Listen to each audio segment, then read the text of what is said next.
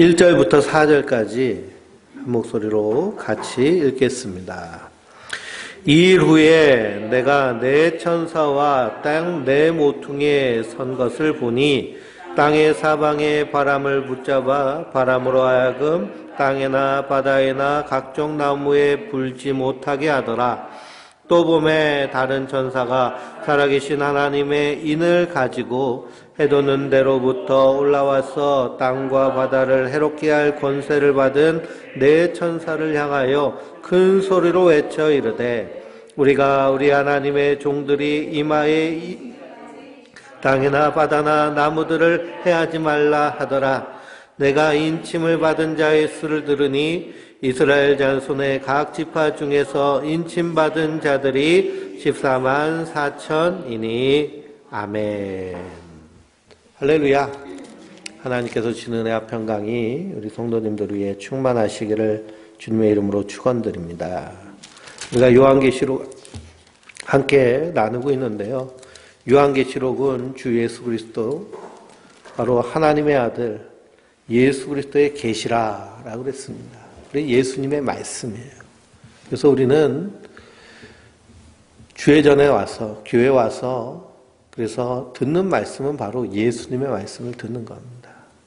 우리가 신앙생활할 때 공동체를 이루어서 그래서 한 교회 안에서 신앙생활하는 것도요. 우리가 예수님 잘 믿기 위해서 그분의 말씀을 잘 따라가기 위해서 우리가 함께 모여서 함께 신앙생활하고 그 안에서 하나님의 말씀을 실천해가며 이루어가는 것이 성도의 삶인 줄 믿습니다.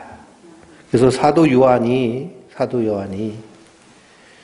반모섬에서 마지막 때 하나님께서 이 땅을 어떻게 심판하시고 구원하실지에 대한 확실한 환상을 보게 됩니다. 이것을 묵시라고 하고 계시라고 합니다. 그래서 묵시는 역사, 우리가 보는 이 세상의 역사 뒤에서 일하시는 하나님의 일하심을 묵시라고 얘기합니다. 그래서 우리가 보이는 이 세상은 보이는 것으로 되어진 것이 아니라 보이지 않는 것으로 되어지느니라. 그래서 성도는 보이는 것만 보는 것이 아니라 보이는 것 뒤에서 일하시는 하나님을 바라보는 자들인 줄 믿습니다. 근데 사도 요한이요. 눈을 들어보니까요. 하늘에 열린 문이 활짝 열려 있고 그것을 통해서 하나님이 하시는 일을 보게 됩니다. 그럴 수 있었던 특징이 무엇일까요? 그가 성령에 감동되었기 때문에 하늘의 열린 문으로 하나님이 하시는 모든 일을 보게 된 줄 믿습니다. 우리 성도는 이미 하나님이 하실 그 알파와 오메가에 대한 그 비밀을 다 받은 자입니다. 언제 주셨어요? 하나님이 우리에게 성경 말씀 66권을 통해서 우리에게 다 주셨습니다. 여기에 알파와 오메가가 다 담겨져 있잖아요. 처음과 나중이 다 담겨져 있습니다. 그래서 우리는 이 말씀을 읽고 그리고 행하여서 이 말씀에 확실한 데 거해야겠습니다. 근데 이 말씀은요, 그냥 문자로 읽는다고 깨어치워지는 것이 아니라 성령께서 우리 안에 지혜와 계시의 영을 주셔야 됩니다. 그래서 우리가 항상 먼저 구해야 될 것은 성령의 충만함을 부어달라고 기도해야 될 줄 믿습니다. 그래서 너희는 먼저 그의 나라와 그의 의를 구하라. 그리하면 이 모든 것을 너희에게 더하여 주시리라 라고 하셨는데요. 그래서 예수님이 구하고 찾고 두드리라고 하시잖아요. 그러면 성도들에게 뭘 주시겠다는 거예요? 성령님을 주시겠다는 겁니다. 우리는 이미 성령 받은 자입니다. 그래서 예수를 주시라, 나의 주님이라고 나의 하나님이라고 고백한 자 안에는 성령님이 계십니다. 그래서 사도 바울은 뭐라고 그래요? 너희 몸이 성령이 거하시는 거룩한 하나님의 성전인 것을 알지 못하느냐라고 말합니다. 우리 몸에 누가 계신 거예요? 성령님이 계시다는 거예요. 내가 하나님의 교회가 되는 겁니다. 그래서 우리가 하나님의 말씀을 읽을 때도 성령께서 지혜와 계시형을 주셔요. 그래서 에베소서를 읽어보면 사도 바울이 지혜와 계시의 영을 너희에게 주사 하나님을 알게 하시고 라고 이렇게 기도합니다. 하나님을 알아보니까 하나님은 어떤 하나님이세요? 사랑의 하나님이세요. 우리를 얼마나 사랑하는지.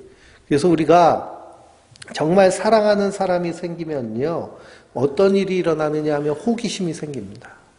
아, 저 사람은 어떤 사람인가.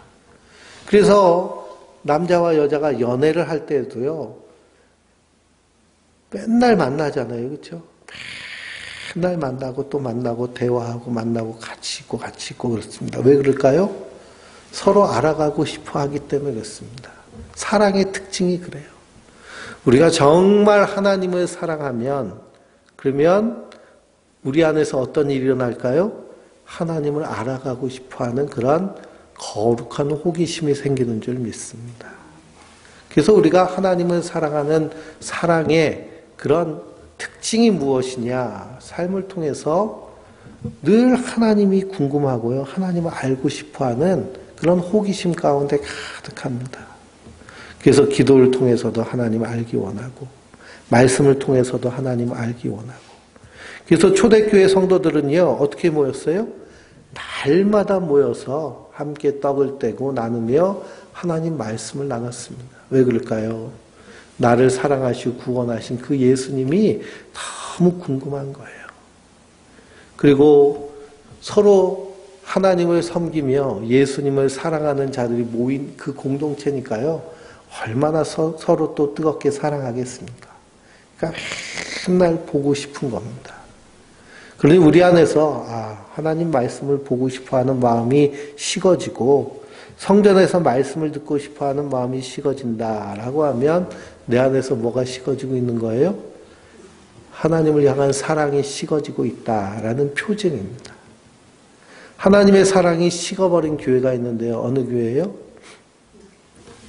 아시아의 7교회 중에 처음 예수님께서 말씀하신 교회가 있잖아요. 에베소 교회가 첫사랑을 잃어버렸습니다. 그러니 그들에게는 행위도 있고, 그들에게는 수고도 있고, 그들에게는 그런 모든 모습이 있는데 그 안에 믿음, 소망, 사랑이 없어졌잖아요. 그래서 첫사랑을 우리가 날마다 확인하며 그 안에서 하나님을 더 뜨겁게 사랑하는 것이 성도의 모습인 줄 믿습니다. 성령 충만하니까요, 하늘의 열린 문이 활짝 보입니다. 성도는 그것을 바라보면서 사는 자들입니다. 그걸 우리가 바라보면은요, 이 땅의 일은 어떻게 여겨질까요? 이 땅의 일은요, 우스운 겁니다. 우스운 거예요. 아무것도 아닌 거예요. 그래서 사도 바울은 자기가 가지고 있던 학벌이라든지 가문이라든지 모든 이 땅에서 배운 지식들을 뭐처럼 버렸다고 그래요? 배설물처럼 버렸다라고 그럽니다. 이 하늘의 영광, 저 하나님 나라에서 이루어질 일들을 보니까 이 세상에서 아웅다웅하는 건 아무것도 아니라는 거예요. 뿐만 아니라 하나님께서 이 땅을 심판하실 때 그 심판의 일을 바라보면 얼마나 두렵고 떨린지. 그래서 한 영혼이라도 하나님 찾으시는 그 영혼 찾아 헤매는 모습이 사도 바울의 모습입니다. 그러니 이 땅은요, 썩어 없어지고 불타 없어질 세상. 그러니 죄 많은 이 세상은 내 집 아닐세 하고서는 초막 짓고 산속에 사는 것이 성도의 삶이 아니라 이 땅에서 그럼에도 불구하고 하나님 우리를 남겨두신 것은 사명이 있기 때문이다. 그래서 그 사명을 감당하며 사는 것이 성도의 삶인 줄 믿습니다. 그 열린 문을 통해서 하늘의 보좌를 보고 거기에 두루마리가 있는데 그 두루마리의 인 뗄 사람이 누구인가 얘기를 듣습니다. 그 두루마리의 인을 떼시는 분이 누구세요? 다윗의 사자, 이긴 자 대신 예수 그리스도께서 그 두루마리의 인을 떼십니다. 두루마리의 인을 떼시니까 어떤 일이 일어났어요? 하나님의 심판이 시작됩니다. 그 두루마리의 인은 언제 떼셨느냐? 십자가에서 떼신 줄 믿습니다. 예수님께서 십자가에 달려 죽으시면서 다 이루었다라고 하십니다.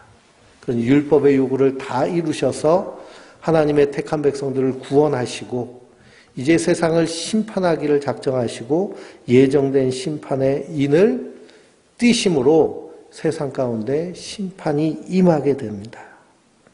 그래서 우리가 첫 번째 인부터 여섯 번째 인까지 떼어지는 것을 봅니다. 여섯 번째 인이 떼어지니까 어떤 일이 일어났느냐. 6장 12절 한번 같이 읽어볼까요?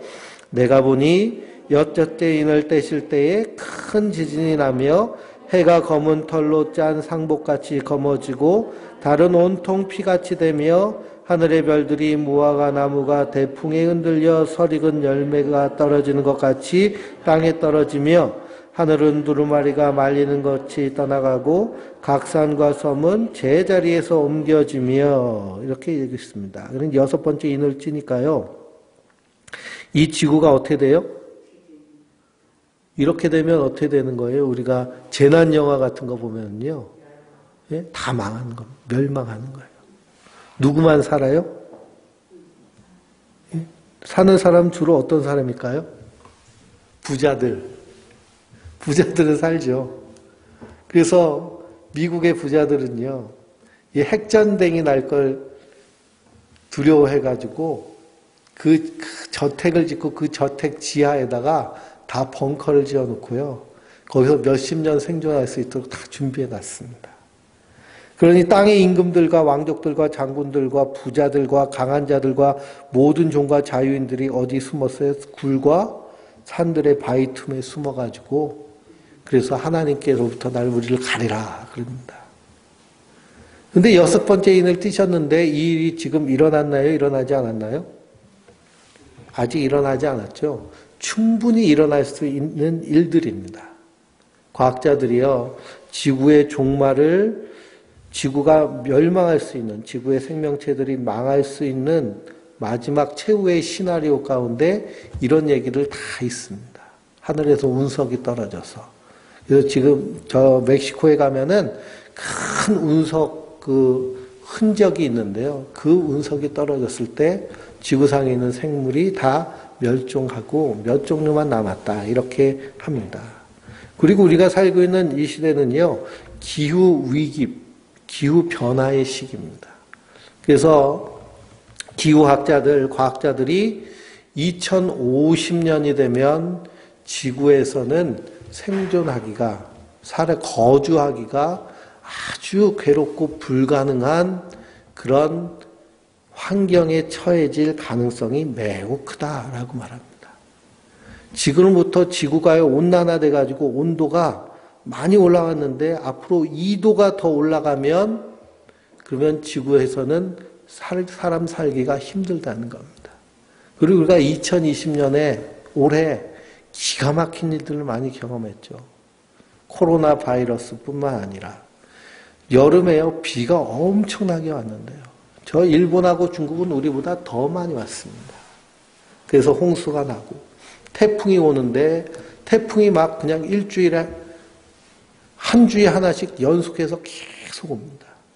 지금 이제 그 지구 위도가 올라와가지고 그 태풍이 필리핀으로 가고 있거든요. 필리핀의 태풍이 일주일에 한 번씩 계속 가고 있어요. 저 대서양에서는 그 허리케인이 계속 휘몰아쳐 있고 그리고 산불은 꺼지지도 않고 근데 이런 재난들이요 일상화된다라고 말합니다.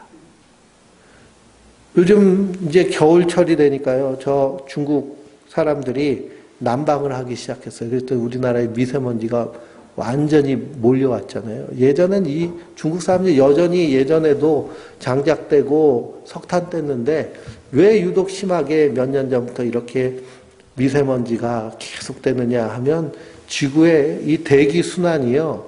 이게 정체돼 버렸기 때문입니다. 이것도 지구온난화의 일종이라고 그래요. 그래서 2050년이 되면 거주가 불가능할 것이다. 그렇게 얘기합니다. 그러니 환경재난이 아주 심각합니다. 그런데도 여전히 석탄연료 떼고 일회용품 다 쓰고 그리고 석탄에서 나오는 기름에서 나오는 모든 제품들을 사용하면서 우리가 살아가고 있습니다. 그러니 지구가 이렇게 심각한 생존의 위기에 있음에도 불구하고 사람들은요, 여전히 그대로 살아요. 그래서 하나님이 두려워서, 또 그건 과학자가 말하는 것이 두려워가지고 종말을 한다, 그런 사람은 없습니다.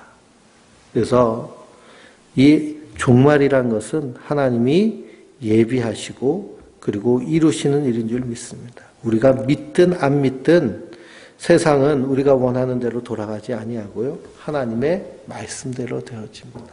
그래서 예수님께서 뭐라고 하셨어요? 마태복음 24장 35절에 천지는 없어질지라도 내 말은 하나도 없어지지 아니하리라 라고 하십니다. 그래서 구원받은 성도, 믿는 성도들은요, 이런 재난과 재앙의 환경 가운데서 주님 오실 때가 다가왔음을 알고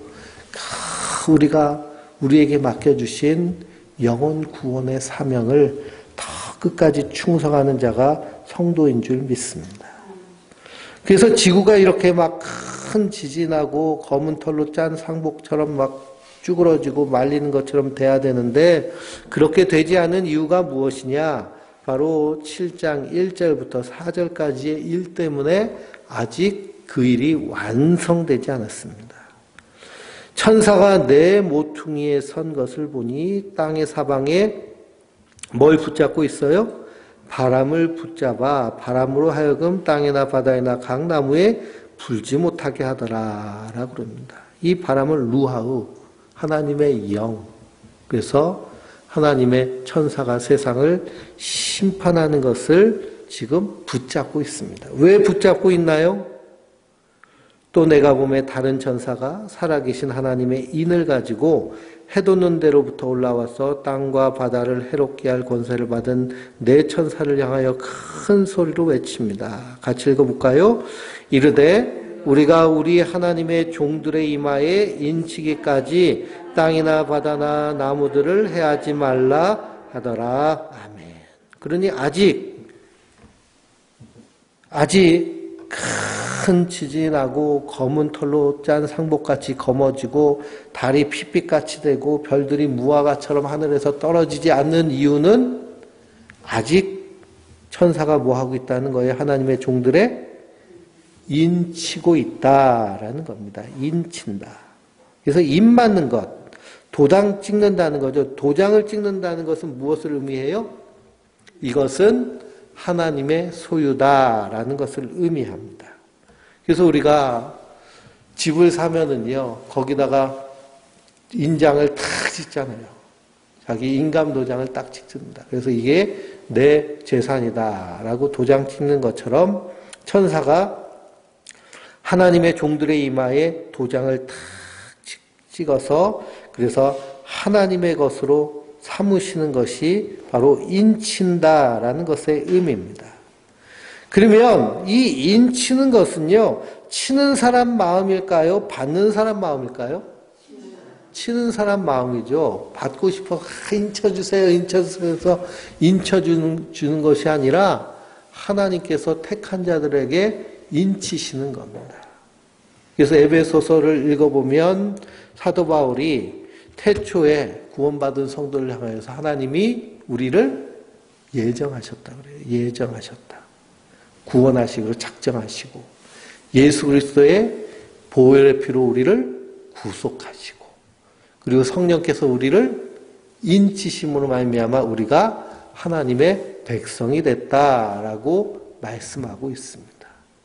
그러니 인친다라는 것은 전적인 하나님 그리고 구원하신 예수님의 마음이십니다. 그래서 이 인침에 대해서 우리가 성경을 통해서 발견할 수 있는데요. 구약에도 이 인치는 모습들이 나옵니다. 에스겔서를 한번 찾아보실까요? 에스겔서.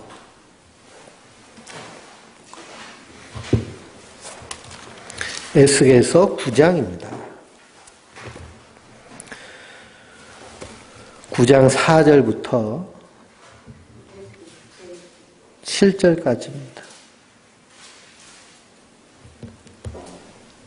9장 4절부터 7절. 여호와께서 이르시되 너는 예루살렘 성읍 중에 순행하며 그 가운데서 행하는 모든 가증한 일로 말미암아 탄식하며 우는 자의 이마에 표를 그리라 하시고 그들에 대하여 내기에 이르시되 너희는 그를 따라 성읍 중에 다니며 불쌍히 여기지 말며 궁을 베필지 말고 쳐서 늙은 자나 젊은 자와 처녀와 어린아이와 여자를 다 죽이되 이마에 표 있는 자에게는 가까이 하지 말라. 내 성소에서 시작할지니라 하시매 그들이 성전 앞에 있는 늙은 자로부터 시작하더라. 아멘. 이건 뭐냐? 하나님께서 예루살렘을 심판하십니다. 심판하시기 위해서 천사를 보내시는데요. 천사를 보내셔서 그들을 심판하시기 전에 순찰자를 보내십니다. 그 순찰자는 베옷을 입고 허리에 서기관에 먹그릇이 있어가지고요. 붓으로 이마에 사람들마다 표를 합니다. 그러면 성전으로부터 시작된 하나님의 심판, 그리고 노인으로부터 어린아이까지 이루어지는 하나님의 심판 가운데서 심판이 면제받는 사람이 있는데 그 사람들이 어떤 사람이에요? 이마에 표시 있는 사람. 그 이마에 표시 있는 사람의 특징은 뭐예요? 4절 말씀에 그 가운데서 행하는 모든 가증한 일로 말미암아 탄식하며 우는 자. 탄식하며 우는 자. 그 사람의 이마에 표를 하라는 겁니다.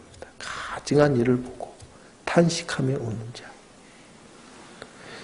이스라엘 왕부터 제사장부터 모든 사람들이 다 우상숭배에 빠졌습니다. 그럼에도 불구하고 그 모습을 안타까워하며 탄식하며 우는 자.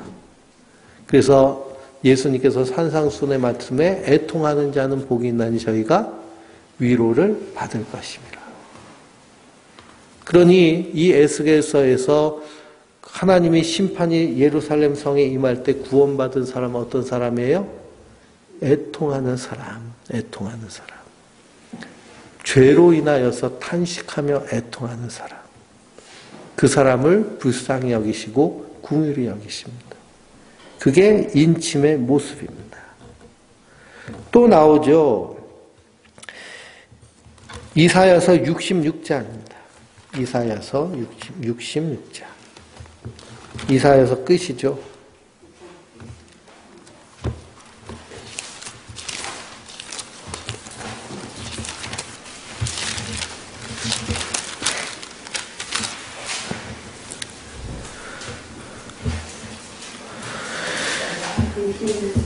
(1절부터 5절까지입니다) 여호와께서 이와 같이 말씀하시되 하늘은 나의 보좌요 땅은 나의 발판이니 너희가 나를 위하여 무슨 집을 지으랴. 내가 안식할 처소가 어디랴.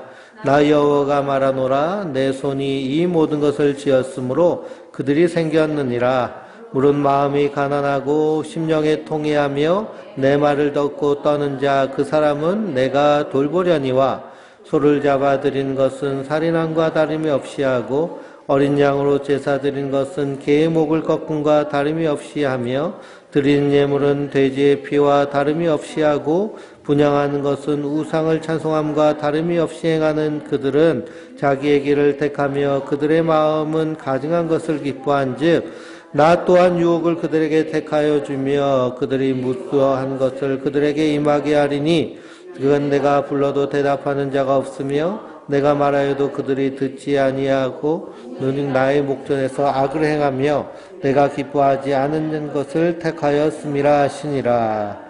여호와의 말씀으로 말미암아 떠는 자들아 그의 말씀을 들을지어다. 이르되 너희 형제가 너희를 미워하며 내 이름으로 말미암아 너희를 쫓아내며 이르기를 여호와께는 영광을 나타내사 너희 기쁨을 우리에게 보이시기를 원하노라 하였으나 그들은 수치를 당하리라 하셨느니라. 아멘. 그럼 여기서 하나님이 돌보시는 사람은 어떤 사람이에요? 2절 말씀에 무릇 마음이 가난하고, 마음이 가난한 것에 대해서 말씀드렸죠. 의지할 것이 없어서 누구만 의지하는 사람? 하나님만 의지하는 사람. 심령에 통해하는 사람. 내 말을 듣고 떠는 사람은 하나님이 돌보신다는 거예요. 그것이 구원의 인침받은 자의 특징입니다.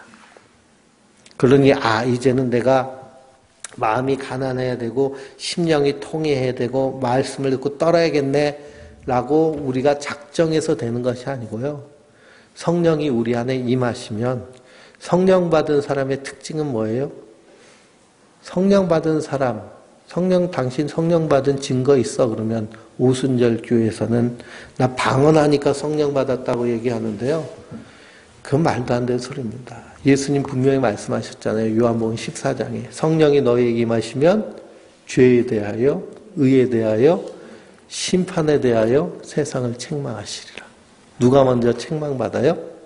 내가 먼저 책망받는 거예요.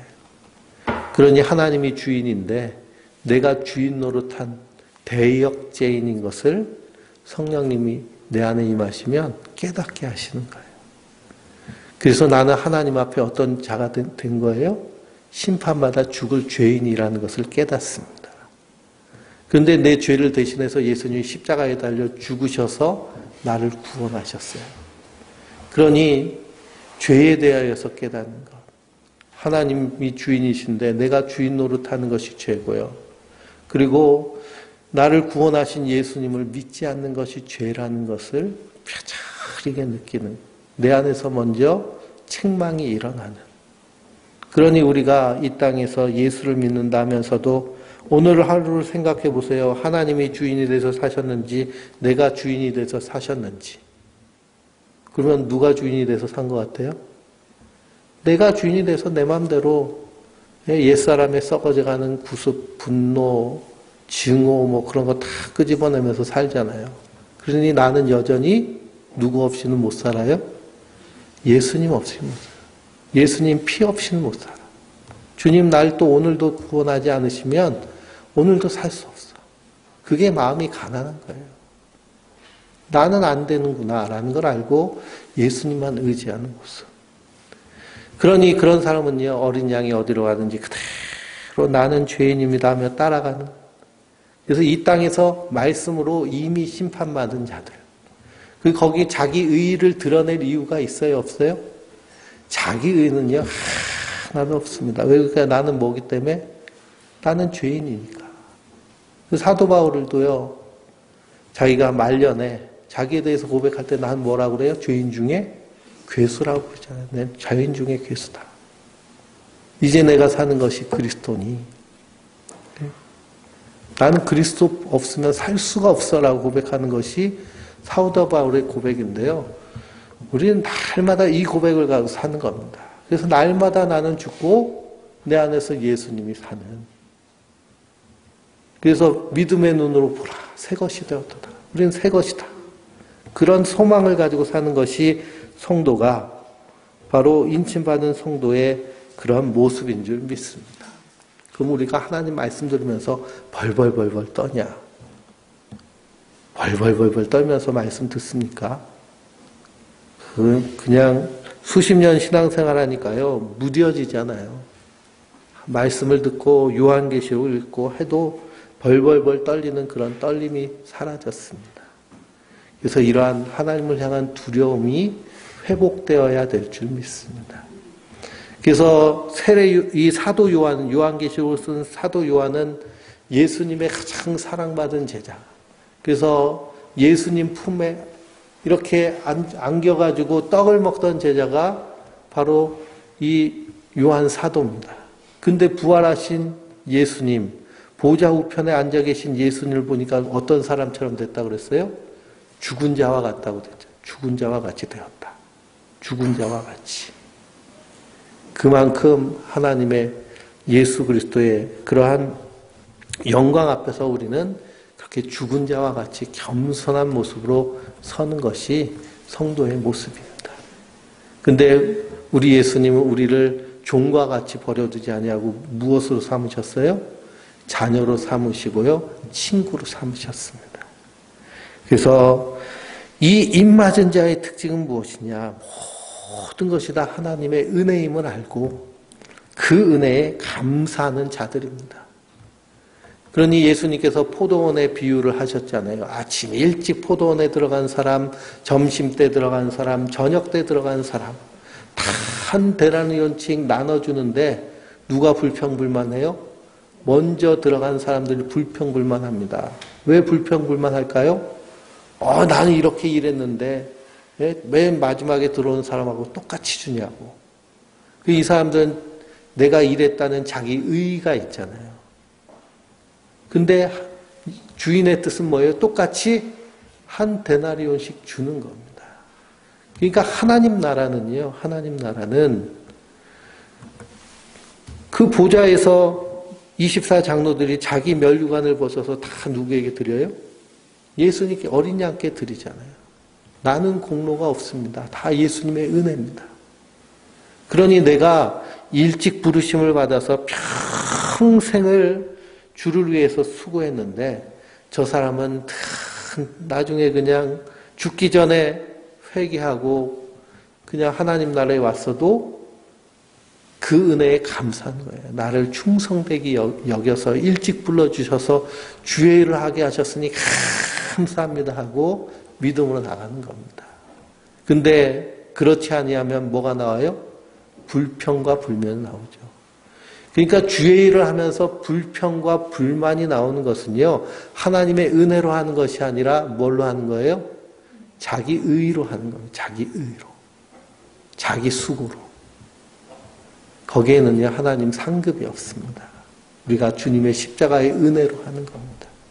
그래서 모든 것이 하나님의 은혜다라고 고백하는 것이 인맞은 자의 특징입니다. 그러니 우리도 항상 예수님의 십자가의 그 은혜만을 기억하며 사는 우리 성도님들 되시길 주님의 이름으로 축원드립니다. 그 인침받은 자들이 이스라엘 자손 중에 각 지파 중에 몇 명이에요? 14만 4천이에요. 14만 4천. 그래서 온갖 이단들이 14만 4천 안에 들어와야 된다고 그럽니다. 그래서 성공한 이단이 신천지잖아요.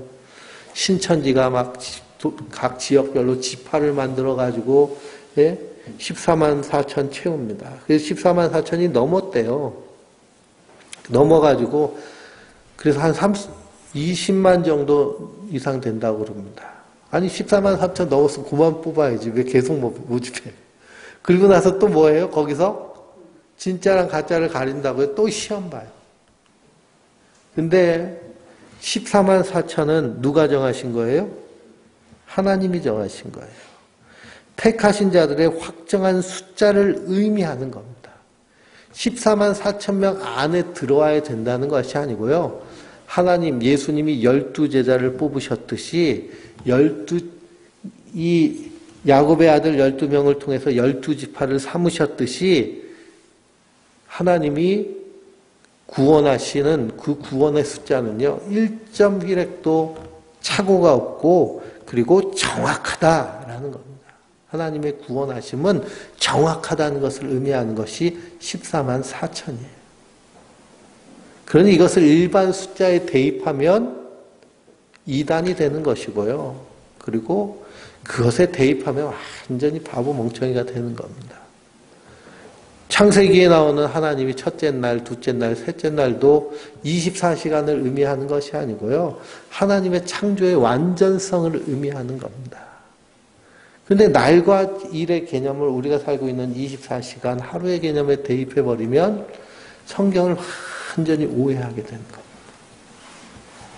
그래서 이 14만 4천이란 하나님의 택하신 자의 하나님의 구원은 정확하다라는 것을 의미해요. 그래서 14만 4천, 12지파에 14만 4천이 있습니다. 5절부터 읽어볼까요?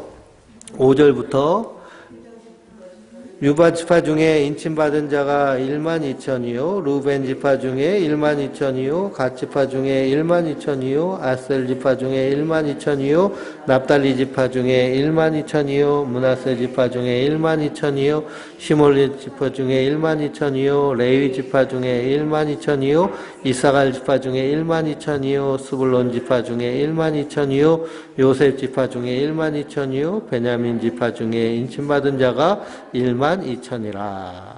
그러면 야곱의 아들 중에 빠진 사람 이름이 뭐가 있을까요? 단이 빠졌으면 단지파가 빠졌어요. 단지파. 단지파는 사사기를 읽어보니까 사교에 빠져가지고 그래서 홀연히 사라져버린 지파. 그래서 구원받은 14만 4천에도 끼지 못하는 모습이 단지파의 모습입니다. 근데 예전에요, 이런 주장이 있었어요. 이 단지파가 동쪽으로 가가지고 세운 나라가 고조선이다. 그래서 단군 신화가 단군 신화에서 그 단자가 단지파의 단자다. 이렇게 주장하는 사람들이 있는데요. 그 주장대로 하면 우리는 숫자에 들지도 못합니다. 그런 주장, 아주 그냥 맹목적인 주장이에요. 그리고 에브라임 지파가 빠졌죠. 그 대신 거기에 요셉 지파라고 므낫세와 에브라임이 요셉의 아들인데 므낫세 지파는 있는데 요셉 지파라고 해서 에브라임이 거기 들어가고요. 그리고 레위는 12의 수에서 빠진 숫자인데 레위 지파가 또 들어갔습니다. 그래서 이 12지파의 14만 차선은 이스라엘의 구원받은 자의 숫자를 의미하고요. 그 구원은 완전하다. 근데 중요한 것은 바로 9절입니다. 9절 읽어볼까요? 이일 후에 내가 보니 각 나라와 족속과 백성과 방언 안에서 아무도 능히 셀 수 없는 큰 무리가 나와 흰 옷을 입고 손에 종려가지를 들고 보좌 앞과 어린 양 앞에 서서 이 일 후에 각 나라와 족속과 백성과 방언 안에서 아무도 능히 셀 수 없는 큰 무리. 그게 누구예요? 이방인의 구원받은 숫자입니다. 그러니 우리 대한민국 사람은 한민족이잖아요. 그렇죠? 이스라엘 민족이에요? 한민족이에요? 그러니까 이스라엘에서 보기에 우리는 이방인들입니다. 그러니 각 나라와 족속과 백성과 방언 안에서 아무도 능히 셀 수 없는 큰 무리가 바로 구원받은 성도의 무리입니다. 구원받은 성도의 무리예요. 아무도 능히 셀 수 없다라는 것은요. 아무도 능히 셀 수 없다는 누구만 세실 수 있다는 거예요? 하나님만 세실 수 있다는 거예요. 이 말은요. 너는 구원받고 너는 구원 못 받고 나는 구원받고 이렇게 우리 스스로가 구원과 천국과 지옥을 나눌 수 있어요? 없어요? 없다는 거예요. 그건 아주 교만한 일입니다. 저렇게 신앙생활에서 구원받겠어? 그건 누구를 모독하는 거예요? 예수님의 십자가를 모독하는 거예요. 그렇기 때문에 우리는 판단하고 분별해서는 안 됩니다. 구원에 대해서. 하나님의 은혜에 대해서요, 의심해서는 안 돼요.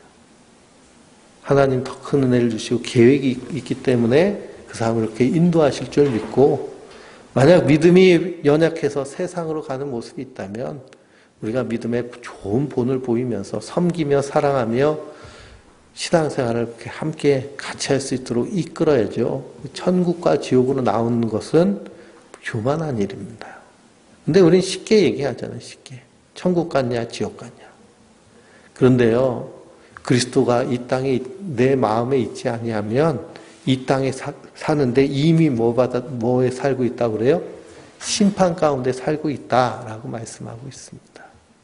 그래서 우리는 분별하는 자가 아니고요. 그 무리를 셀 수 없는 큰 무리가 바로 하나님을 찬양하는데 그것이 바로 구원받은 우리 성도들이다. 그런데 그들은 뭘 입고 있어요? 흰옷을 입고 있어요. 흰옷. 그 흰옷은 어떻게 휘어졌을까요? 어린 양의 피로 씻어서 깨끗해진 옷. 그 옷은 내가 입는 옷이 아니라 하나님이 입혀주신 구원의 세마포 옷.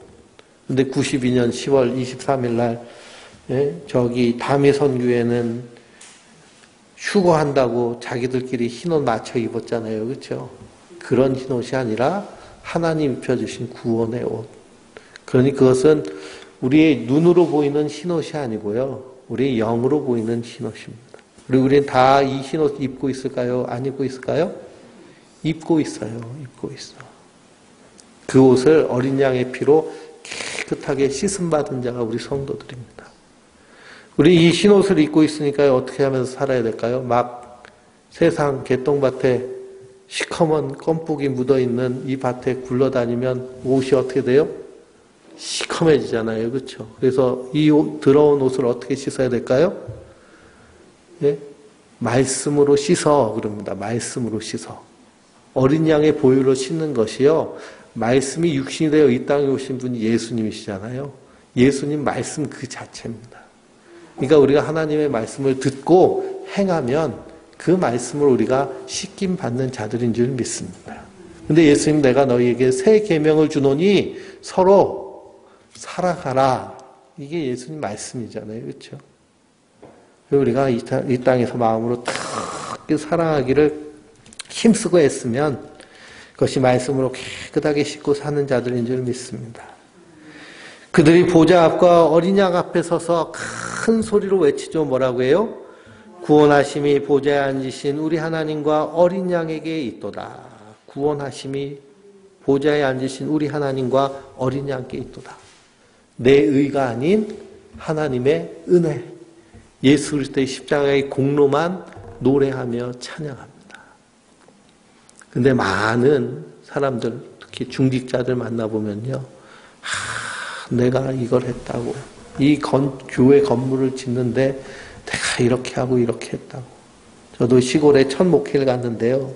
재정을 보는 집사님이 교회 건축하는 얘기를 하면서 내가 이렇게 하고 이렇게 하고 이렇게 했다고 자기 자랑을 얼마나 하시는지 참 몹시 부담스러웠습니다.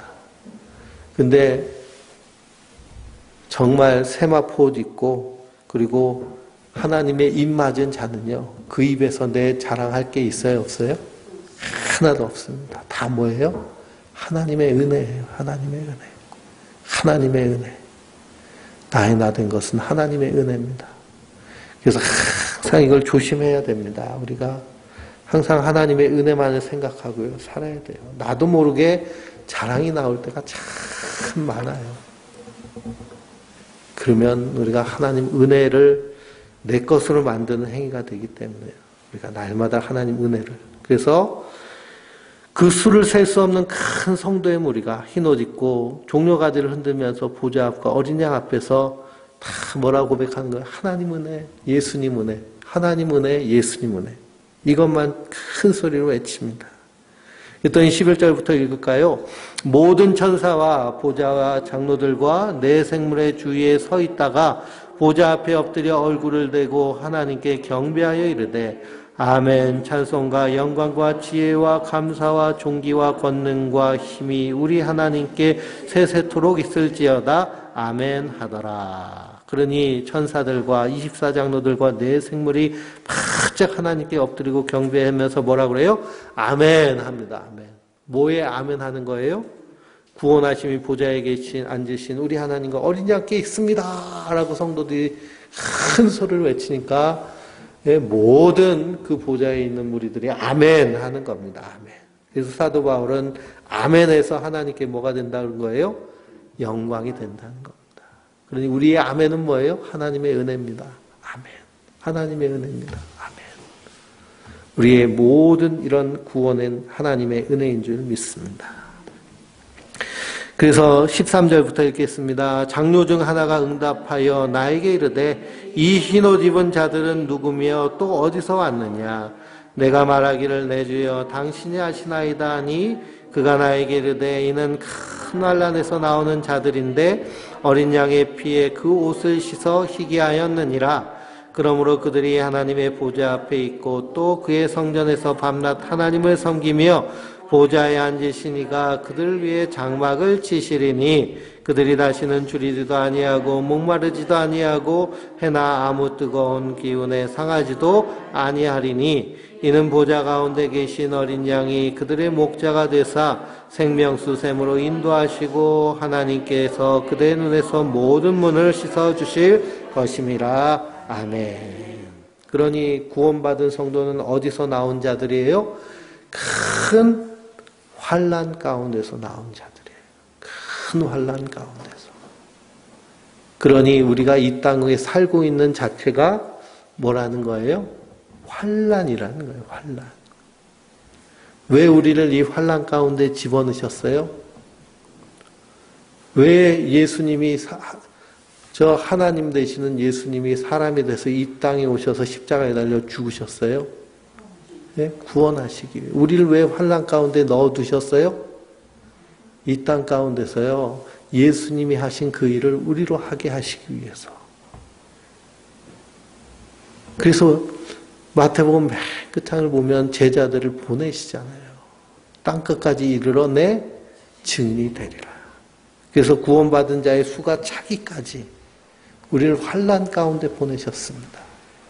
그러니 이 땅에서 환난 당하는 건 당연해요? 당연하지 않아요? 당연하죠. 근데 우리 기도할 때 어떻게 기도해요? 평안하게 해달라고 기도하면 평안하게. 환난을 제어해달라고, 없애달라고, 이 땅에서 성공하고 잘 되게 해달라고, 세상 사람들보다 떡덩거리고 머리가 되고 꼬리가 되지 않게. 그러니 그 기도는요, 사실 십자가 예수님 가신 길하고는 거꾸로 가는 겁니다. 그래서 환난 가운데서도 감당할 수 있도록 기도해야 되고요. 사도 바울은 뭐라고 그래요? 내가 환난 속에서도 내게 능력 주신다 해서 내가 모든 것을 할 수 있느니라를 고백하잖아요. 내가 부유할 때나 가난할 때나 건강할 때나 병들 때나 이런 것들이 문제가 되지 않는 거예요. 그래서 사도 바울은 감옥에 가서도 감사할 수 있었던 것은, 감옥에서도 내가 하나님 나를 감옥에 보내신 것은 이 감옥에서 하나님이 예정한 사람, 구원할 사람 만나게 하시려고 나를 감옥에 보냈다는 믿음을 가지고 거기서 기뻐하고 감사하며 찬양하는 겁니다.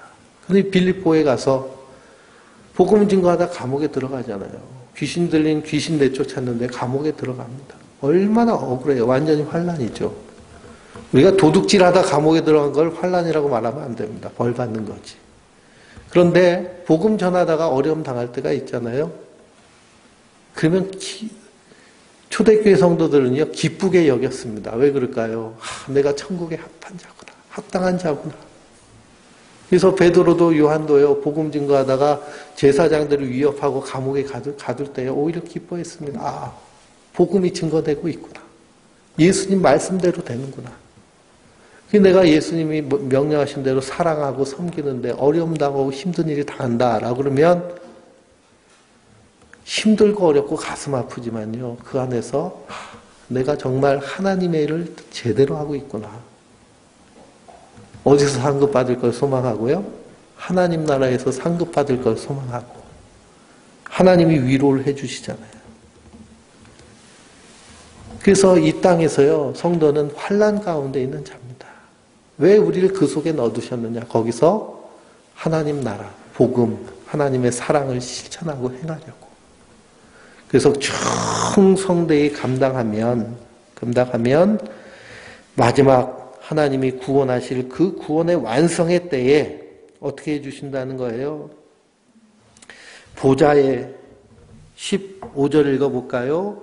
그러므로 그들이 하나님 보좌 앞에 있고 또 그의 성전에서 밤낮 하나님을 섬기며 보좌에 앉으신 이가 그들 위에 장막을 치시리니. 그들 위에 뭘 치시는 거예요? 장막을 치시는 거예요. 그래서 신천지가 장막 성전 그러는데요. 좋은 건 다 가져갔어요. 그렇죠? 이렇게 장막을 탁 치고 하나님의 완전한 보호 가운데 거하게 하여 주십니다. 이 일이 마지막 때 이루어질 것이 아니고 이미 우리에게 이루어지신 줄 믿습니다. 우리에게 장막을 이미 치고 계세요. 그래서 세상에서 너희가 환난을 당하나 담대하라. 내가 세상을 이기었노라. 그래서 환난은 인내를, 인내는 소망을, 소망은 연단을 이루느니라. 그러므로 우리가 여러 가지 어려움이 있습니다. 그런데 그 어려움 통해서 하나님께서 우리를 통해 하실 놀라운 일들을 기대하며 끝까지 인내하는 자들. 그래서 우리는 어디서 위로받기를 소망하는 자들이에요? 저 하늘나라에서 그리스도 우리 주 예수님의 위로를 소망하는 자들입니다. 17절에 보좌에 계신 어린 양이 그들의 목자가 되사 생명수샘으로 인도하시고 하나님께서 그들의 눈에서 모든 눈물을 씻어 주실 것이니라. 그게 바로 성도의 하나님 나라에서의 모습입니다. 우리가 그 소망을 가지고 이 땅에서 예수님 가르쳐준 계명 행할 때 우리가 항상 걸리잖아요. 사랑하라 라고 하면요, 다 인내하고 참아야 됩니다.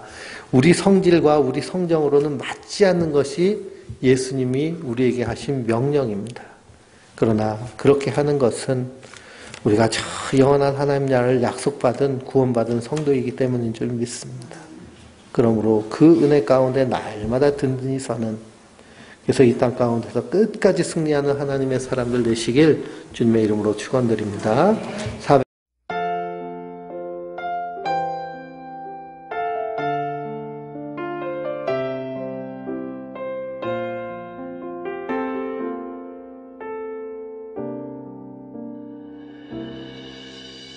주 나의 모습 보네 상한 나의 맘 보시네 주 나의 눈물 안에 홀로 울던 맘 아시네 주 나의 모습 보네 상한 나의 맘 보시네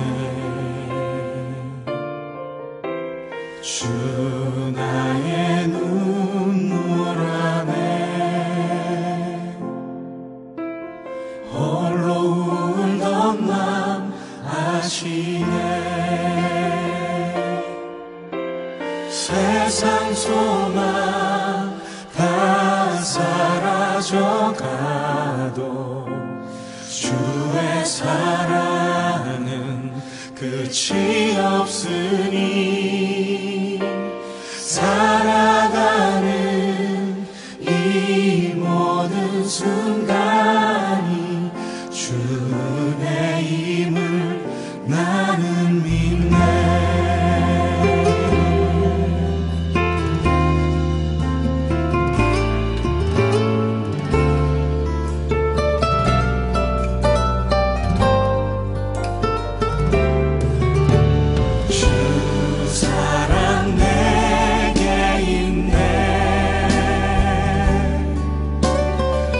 사랑이 날 채워